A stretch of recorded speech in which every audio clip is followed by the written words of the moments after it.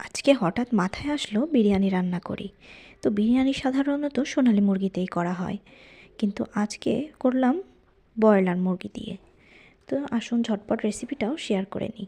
তো প্রথমে পেঁয়াজগুলোকে লাল লাল করে ভেজে অর্ধেকটা উঠিয়ে নিলাম। এরপর সেই তেলেই একটা মশলার পেস্ট দিয়ে দিলাম।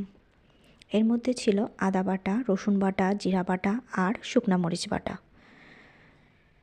এবার মশলাটা ভালো করে কষিয়ে নিলাম। তার মধ্যে দিয়ে দিলাম রাঁধুনির বিরিয়ানির প্যাকেট মশলা। যেহেতু আমার মাংস ছিল 500 গ্রামের মতো, তাই আমি অর্ধেকটা দিয়ে দিলাম।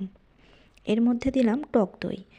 এরপর দিলাম 1 চামচ চিনি। যেহেতু টক দই দেয়া, তাই স্বাদের ব্যালেন্সটা ঠিক রাখার জন্য দিয়ে দিলাম চিনি। এরপর তার মধ্যে দিলাম মাংসগুলো দিয়ে ভালো করে কষিয়ে হালকা একটু দুধ দিয়ে সেদ্ধ করে নিলাম। এই তো মাংসটাও রান্না হয়ে গেল। এরপর কড়াই সাদা তেল দিয়ে তার মধ্যে পোলাও চাল দিয়ে ভালো করে নেড়েচেড়ে ভেজে নিলাম। এরপর পরিমাণ মতো জল দিয়ে দিলাম। তার মধ্যে দিলাম ফেটিয়ে রাখা 2টা কাঁচামরিচ। এরপর ঢাকনা দিয়ে ঢেকে রান্না করে নেব।